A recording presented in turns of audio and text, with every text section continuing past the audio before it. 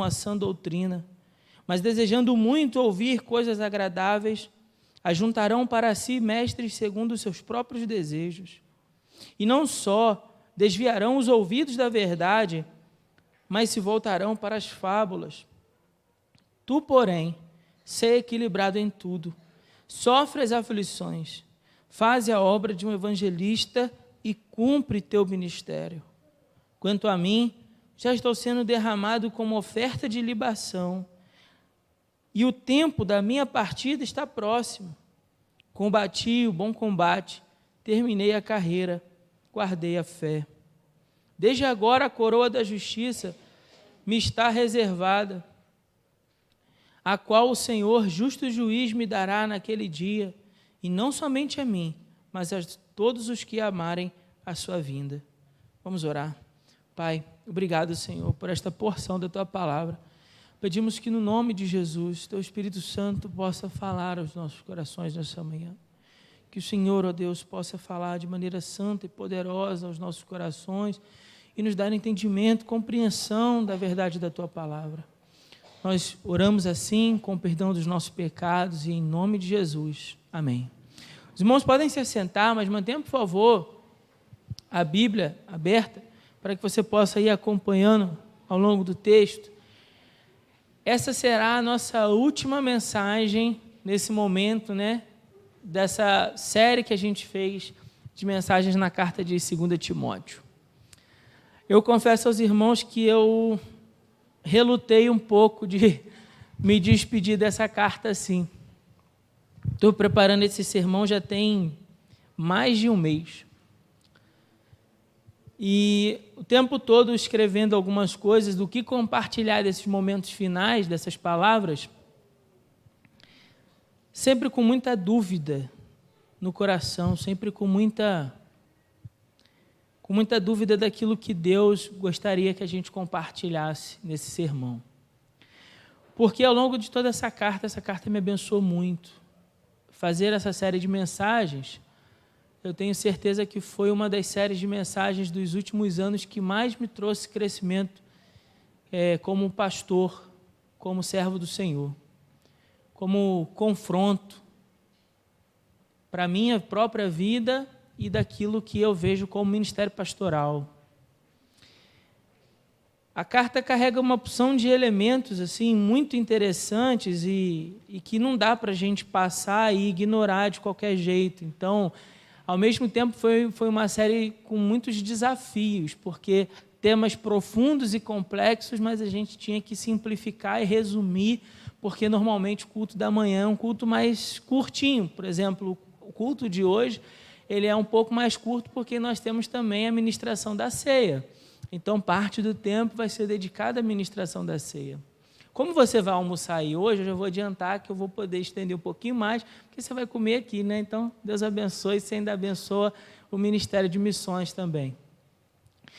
Mas, sempre considerando, porque imagina que você pudesse conversar com alguém que percorreu o mesmo caminho que você. Ou melhor, que já percorreu o caminho que você está percorrendo. E essa pessoa, com toda a sua experiência do tempo, pudesse sentar com você e te dar alguns conselhos. Como é que seria essa conversa? Imagina uma pessoa que viveu experiências que você viveu, que você está vivendo, e até mais profundas, e você pudesse sentar com ela e falar assim: poxa, me dá um conselho. Eu gosto muito de fazer uma pergunta para pastores mais velhos que eu, e a pergunta é a seguinte: é impressionante como é que, no primeiro momento, a maioria se choca, se dá um pulo para trás, quando eu falo assim: olha, se você pudesse voltar no tempo e dar um conselho para aquele ser que você era no início da caminhada, qual conselho você daria? É uma experiência muito bacana. Às vezes dá errado, mas normalmente é muito bacana, porque é sempre uma percepção diferente, é sempre uma saída, uma tirada diferente, e você aprende muito com aquilo ali. O texto que nós estamos vendo, ele retrata esse conselho. O texto que você acabou de ler comigo, ele é a convocação última do apóstolo Paulo para que Timóteo, de fato, assuma posição e cumpra o ministério. Mas como eu tenho dito ao longo de toda essa exposição, em cada momento dessa carta, entenda que essa carta não é só para quem é pastor. Essa é uma carta para todo crente que foi chamado em Jesus Cristo para pregar o Evangelho. Então, em outras palavras, essa carta é uma convocação para todo o povo de Deus, sim ou não? Sim? Para todos nós, essa carta é uma convocação para todos nós, para que eu e você tomemos uma posição e cumpramos o ministério, o chamado que Deus tem para a nossa vida. E aqui a gente está tendo a oportunidade de, entre aspas, sentar com alguém mais experiente para conversar, alguém que já percorreu essa caminhada e dizer assim, poxa, me dá um conselho. O que você diria para alguém na minha posição, que está correndo essa corrida? São as últimas palavras do apóstolo Paulo.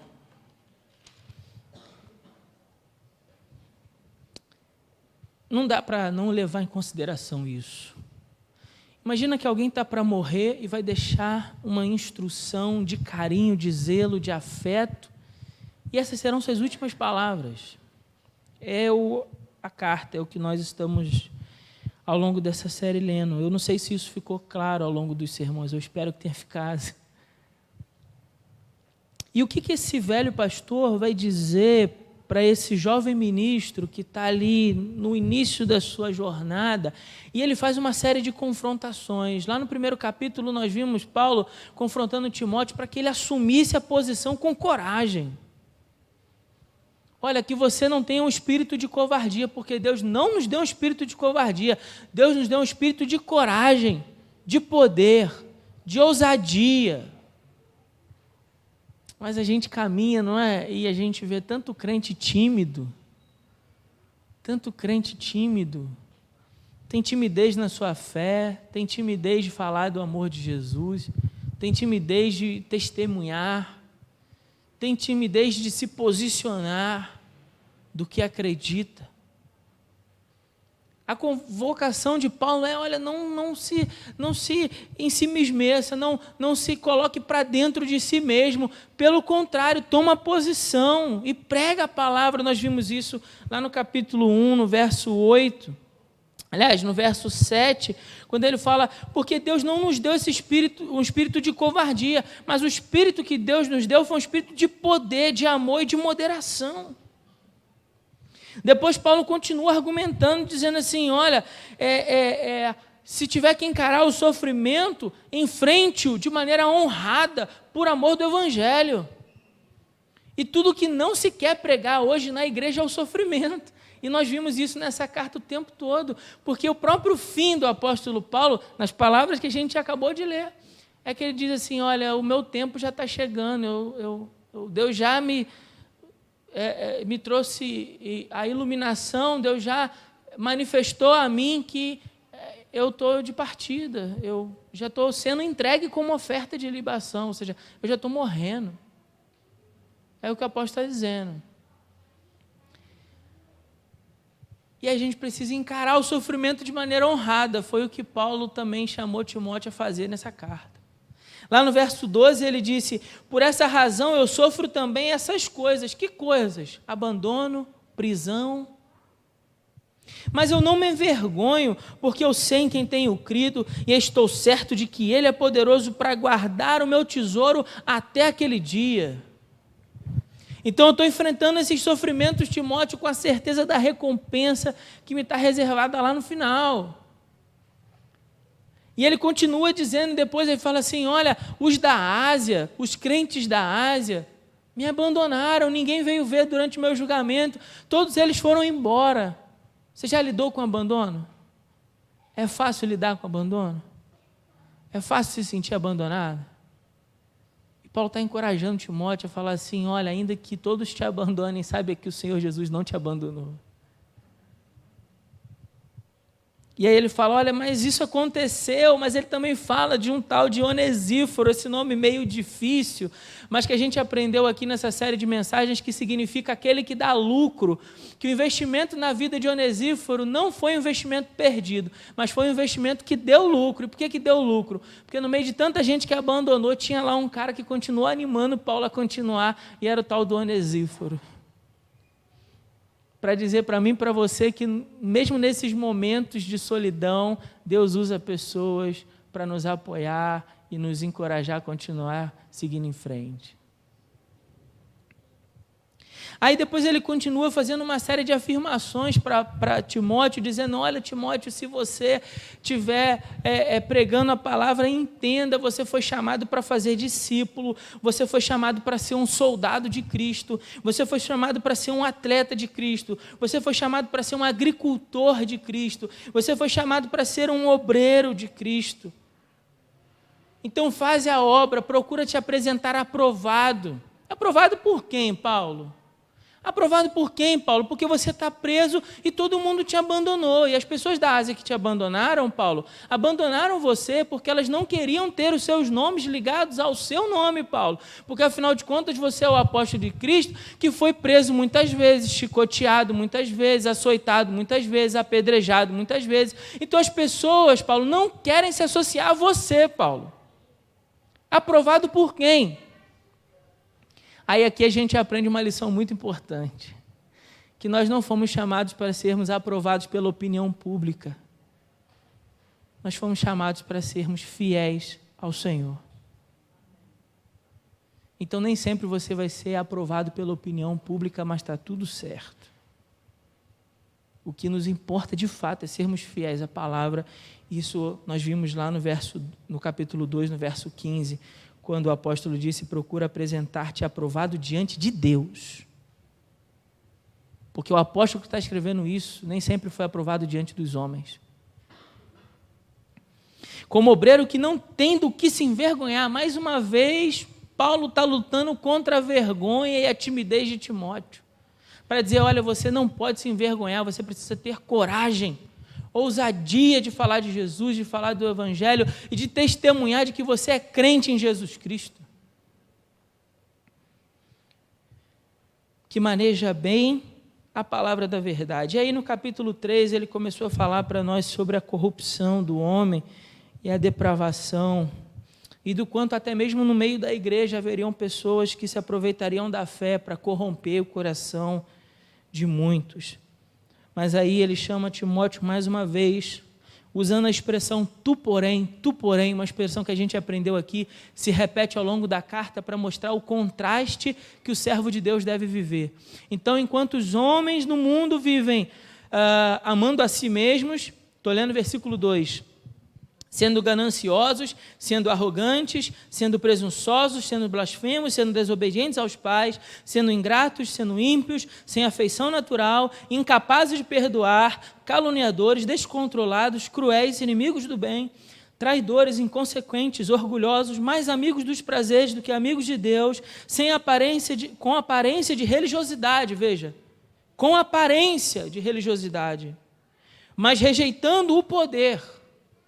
Ele está falando de falsos crentes, numa linguagem bem própria nossa.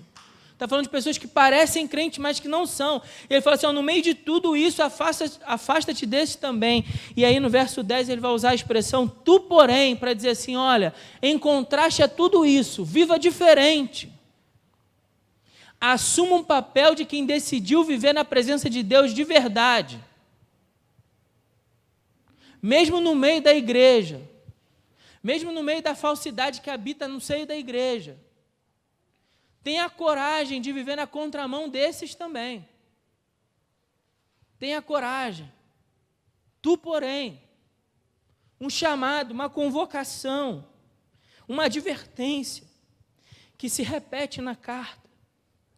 Depois ele vai usar essa mesma advertência no versículo 14, quando ele chama Timóteo para um compromisso sincero com a palavra de Deus, um apego sincero com a palavra. E aí ele vai dizer, olha, porque desde a infância, você sabe as sagradas letras que podem te fazer sábio para a salvação. Porque no meio da igreja, alguns de nós tiveram o privilégio, como o de Timóteo, de ouvirem do Evangelho desde crianças. Muitos de vocês tiveram o privilégio de ouvir o Evangelho desde muito cedo, outros não. Timóteo foi um desses que teve o privilégio de ouvir muito cedo. E aí Paulo vai dizer, desde a infância você conhece. E essas letras podem te fazer sábio para a salvação pela fé em Cristo, porque toda a Escritura, a palavra de Deus, ela foi divinamente inspirada e proveitosa para repreender, para corrigir, para instruir em justiça, a fim de que o homem de Deus, ou seja, você, tenha pleno preparo e plena capacidade para realizar toda a obra. Por que Paulo está dizendo isso? Você já pensou? Porque muitas vezes nós nos sentimos muito aquém da tarefa que Deus nos confiou para realizar. Sim ou não? Nós nos sentimos que não temos o preparo adequado para realizar isso. E aí Paulo está dizendo a Timóteo, se nesse momento da caminhada você se sentir despreparado, fique tranquilo, porque na Escritura está todo o preparo que você precisa para realizar essa jornada. Se apegue à palavra. Se apegue às Escrituras. E aí, por fim, no capítulo 4, a convocação final de Paulo é tão importante, irmãos, que ele chama como testemunha o próprio Deus e Cristo Jesus. Paulo vai fazer uma convocação última. E no final da carta, isso é tão importante que olha como é que ele começa, o versículo 1 do capítulo 4. Acompanhe aí, por favor, na sua Bíblia. Ele diz assim, olha, eu te exorto, diante de quem? De Deus e de Cristo Jesus. O que eu vou falar para você, agora, nesse momento, merece a sua atenção. Merece uma atenção tão especial, que eu convoco como testemunha do que eu estou te dizendo, Deus e Cristo Jesus. Você nunca vai poder dizer que não ouviu isso aqui. Agora isso serve para mim e para você também. E a convocação é o quê? Verso 2. Prega a palavra. Você, meu irmão e minha irmã, foi chamado para pregar a palavra. Uma observação. Quando necessário, use as palavras. Mas a todo dia, a todo tempo, você foi chamado a pregar a palavra. Você foi chamado para ser uma testemunha fiel daquilo que Deus deseja anunciar ao mundo perdido. Você foi chamado para isso. Você nasceu para isso. Esse é uma responsabilidade? Sim, é uma responsabilidade, mas também é um grande privilégio, entenda isso. É um grande privilégio o fato de que Deus nos chamou para pregar a sua palavra. Deus podia ter chamado os anjos. Deus podia ter criado uma outra criatura para que levasse a palavra. Deus podia ter escolhido um outro jeito de fazer, certamente era melhor do que eu. Certamente seria melhor do que você. Mas Deus chamou a minha vida e a sua vida para pregar o Evangelho. E aí você deixa passar essa grande oportunidade, esse grande privilégio de participar do que Deus está realizando no mundo. Por que a gente deixa isso? Por vários fatores, a gente falou aqui ao longo dessa série. A gente deixa por apatia mesmo, a gente se acovarda. A gente deixa por falta de tempo, por dizer que é muito longe, ou está chovendo, ou eu não tenho tempo, ou eu não posso, ou eu estou trabalhando, ou eu estou fazendo uma pós-graduação, ou eu estou fazendo mestrado, ou eu estou fazendo doutorado, ou eu estou fazendo não sei o quê, ou eu estou fazendo não sei o que lá. A gente fica inventando uma porção de desculpas para não abraçar o privilégio com medo da responsabilidade que está inserida no privilégio, pregar a palavra. Mas é um grande privilégio participar do que Deus está realizando no mundo. A convocação final do apóstolo não é uma série de recomendações de como ser bem-sucedido no ministério. Podia ser. Passo número 1, faz tal coisa. Passo número 2, faça tal coisa. Passo número 3, faça tal coisa. E assim, Timóteo, você vai ter um ministério bem-sucedido. Não. A recomendação final, minhas últimas palavras é: Timóteo, prega a palavra. Prega a palavra. Por que a urgência? Por que a urgência na pregação do Evangelho? vou ler para você, porque não dá tempo nem de explicar muito, mas vou ler para você 6 motivos à luz desse texto pela essa urgência. Primeira urgência está no verso 1, diante da vinda de Jesus, a iminente vinda de Jesus. Ele fala no verso 1: te exorto diante de Deus e de Cristo Jesus, que há de julgar os vivos e os mortos, pela sua vinda e pelo seu reino. Primeiro motivo, pastor, pelo qual devo pregar o Evangelho, devo assumir a posição hoje de pregar o Evangelho, porque Jesus está voltando. Jesus está voltando. E é por isso que a igreja precisa tomar a posição de pregar o Evangelho, porque Jesus está voltando e muitas pessoas estão indo para o inferno porque elas ainda não ouviram que há salvação em Cristo Jesus. E para que elas possam ouvir, você precisa pregar a palavra, você precisa anunciar o Evangelho, você precisa dizer que há salvação em Cristo Jesus. Jesus está voltando, o tempo está acabando. A Bíblia fala assim, trabalha enquanto é dia, porque a noite vem quando ninguém pode trabalhar. A noite está chegando. O dia da vinda do Senhor está chegando. Por isso nós temos urgência na pregação do Evangelho. Segundo motivo que Paulo descreve, diante da corrupção dos últimos dias.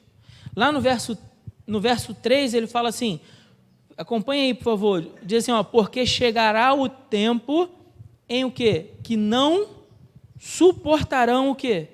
A sã doutrina, mas desejando muito ouvir coisas o quê?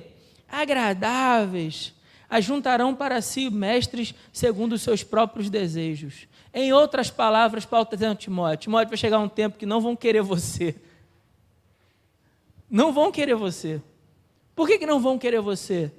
Porque eles ajuntarão para si mestres segundo os seus próprios desejos. Até ler esse versículo, eu vou confessar uma coisa para os irmãos.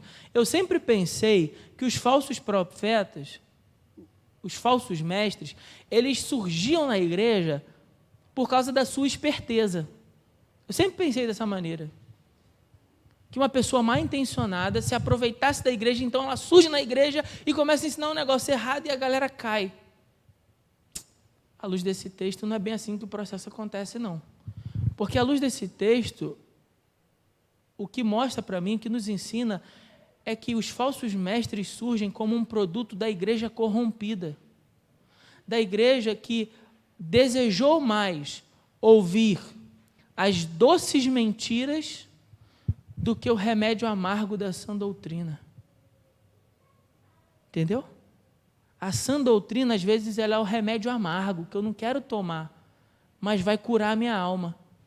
Mas aí eu abro mão desse remédio amargo para um xarope com mel, docinho, mas que é uma mentira. Deixa eu te contar uma coisa. Lembra daquelas historinhas que você lia quando você era criança, dos circos que passavam itinerantes pelas cidades? Lembra que ali tinha os espetáculos? Sempre alguma coisa muito diferente. Um anão muito forte, a mulher barbada, né? Os acrobatas, os malabaristas. Não era sempre algo assim que chamasse a atenção de todo mundo? Então, deixa eu te contar um negócio. O dinheiro não estava no espetáculo. Você sabia disso? Que esses circos itinerantes não ganhavam dinheiro no espetáculo dos acrobatas, dos artistas, da mulher que tinha barba, do anãozinho super forte, de tudo mais que tinha. Não, sabe onde eles ganhavam dinheiro? Nos remédios, nas porções, nos ungüentos milagrosos que curavam tudo. Sabe aquele remédiozinho que sua avó te dava que curava tudo? Tudo estava naquele remédio?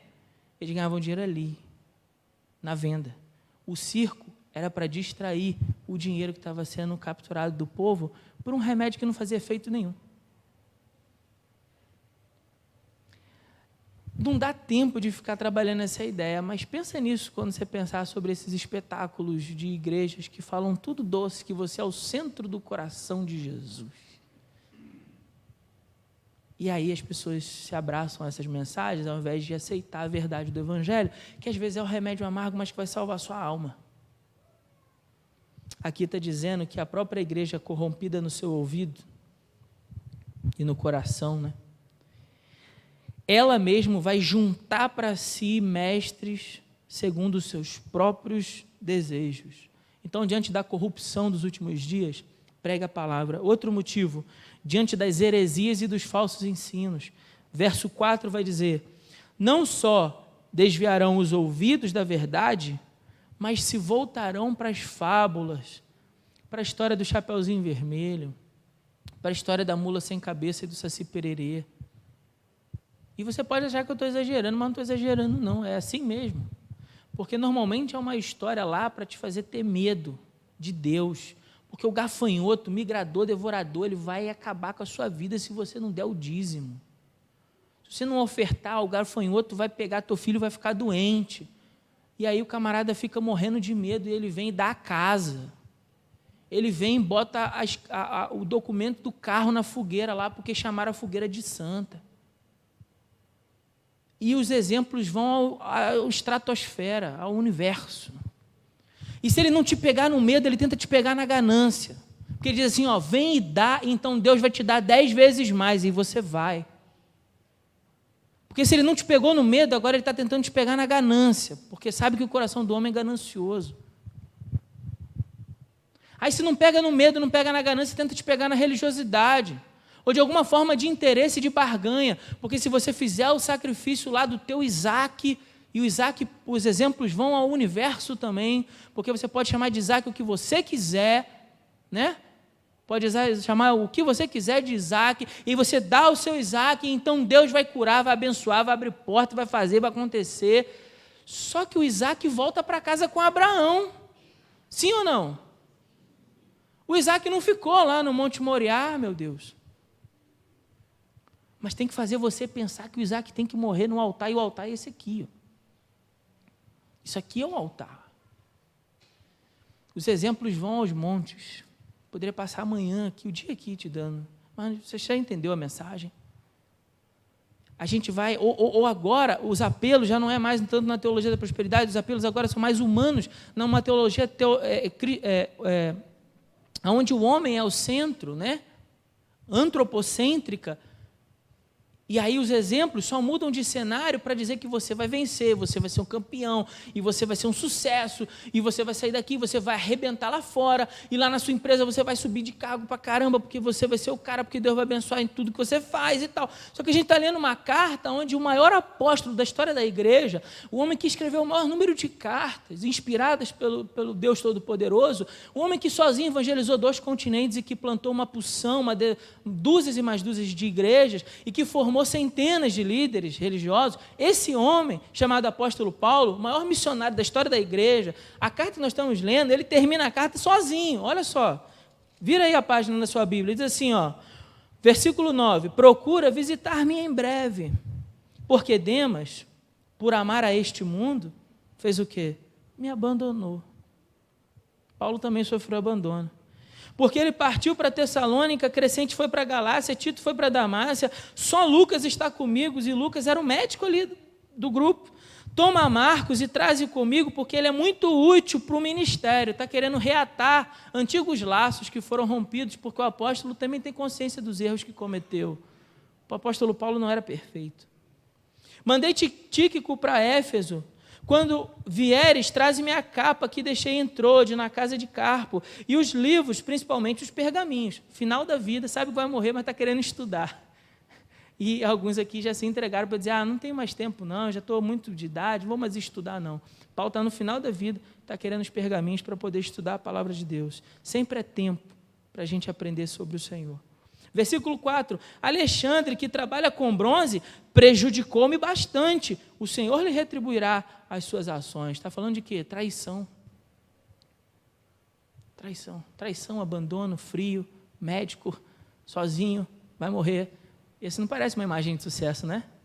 Não parece um sucesso ministerial. É porque sucesso ministerial, à luz de 2 Timóteo, tem a ver com fidelidade. Ser um sucesso à luz da Bíblia tem a ver com fidelidade ao Senhor. Não tem a ver com o discurso humano de que você vai ser um sucesso lá fora. Que Deus até abençoe que você seja. E quando você for, honre ao Senhor. Amém? Mas sucesso na Bíblia não tem necessariamente a ver com você ser grande e famoso e aceito e recebido e celebrado lá fora, mas fiel à Escritura. Diante dos sofrimentos que provêm do próprio ministério, prega a palavra. Diante da iminente partida do seu professor e tudo, prega a palavra. Diante da recompensa no final da jornada, Timóteo, prega a palavra. Versículo 8, eu tiro isso. Ele diz assim, desde agora a coroa da justiça me está reservada, certo? Tem uma vírgula aí, ele fala, a qual o Senhor, justo juiz, me dará naquele dia. Então está falando, eu sei que eu tenho uma recompensa lá no último dia, por isso que eu estou pregando a palavra. Aí ele fala assim, e não somente a mim, mas a todos os que amarem a sua vinda. O que ele está querendo dizer com, não somente a mim, mas a todos os que amarem a sua vinda? Ele está dizendo, prega a palavra, porque se você ama a vinda do Senhor, que ele começou a falar disso no versículo número 1 do capítulo 4, se você ama a vinda do Senhor, tem uma recompensa para você também. Você ama a vinda do Senhor? Igreja Batista de Congonhas, então tem uma recompensa para você também, prega a palavra. Ele fala assim, a coroa da justiça que me está reservada, não somente a mim, mas a todos os que amarem a sua vinda. Há para nós uma recompensa no final dessa jornada, e é por isso que eu e você precisamos pregar a palavra. Que no nome de Jesus, essa carta tenha servido para te encorajar a tomar uma posição, a não viver salvo, sentado e satisfeito no banco de uma igreja, a não limitar a sua participação no culto, apenas vir e ir embora, mas de trabalhar de maneira atuante na pregação do Evangelho, não achando que está trabalhando para o pastor, não, ou achando que está trabalhando para o corpo diaconal ou para a liderança da igreja, não. Como a gente conversou com o Ministério de Louvor sobre isso, e a palavra foi muito própria, o nosso trabalho é para o Senhor. O Senhor é o contratante desse serviço que nós prestamos. Então eu quero poder ofertar o melhor do que eu tenho para dar para o Senhor. E aí eu volto a dizer uma coisa que eu compartilhei hoje pela manhã também com uma pessoa. Lá fora no mundo, eu faria o melhor? Contratado por uma empresa por causa de um salário na carteira, você não faria o melhor? Você não faz o melhor? Por que para o Senhor eu não vou apresentar ainda mais? Por que para Deus eu não vou me esforçar ainda mais? Por que não por causa de um salário na minha carteira, mas por conta da coroa da justiça que me está reservada, eu não vou me esforçar ainda mais? Porque para Deus está bom, afinal de contas eu não estou recebendo para isso, então o pagamento é o salário. Na embaixada, quando criança, a gente aprende uma coisa assim, o líder faz uma pergunta e os embaixadores aprendem a responder. O líder pergunta, qual o motivo do vosso serviço? Vou repetir, qual o motivo do vosso serviço? Os embaixadores respondem, o amor de Cristo. Uau! E se esse fosse o motivo de todo o meu serviço? E se o amor de Cristo fosse o motivo de todo o serviço que eu faço na minha casa? E se o amor de Cristo fosse o motivo de todo o serviço que eu faço no ministério? E se o amor de Cristo fosse o motivo do meu serviço que eu faço na minha empresa?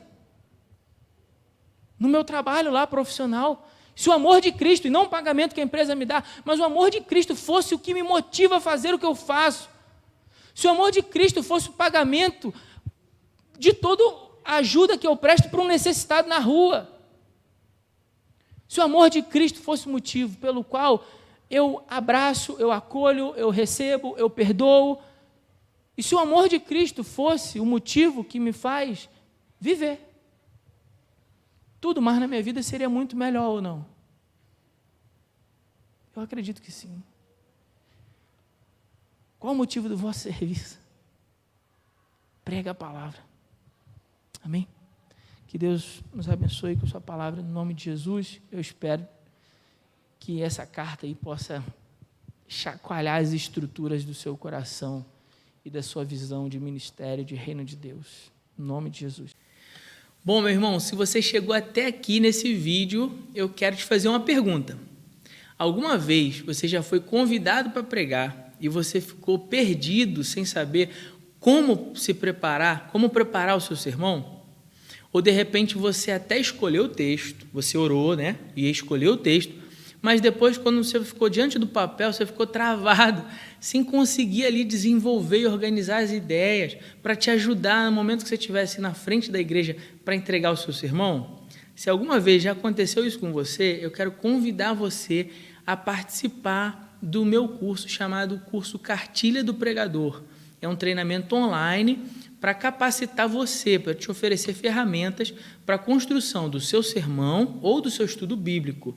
E não só isso, não. Você vai aprender essas ferramentas e você vai aprender a como apresentar o seu sermão com muito mais desenvoltura para os seus ouvintes.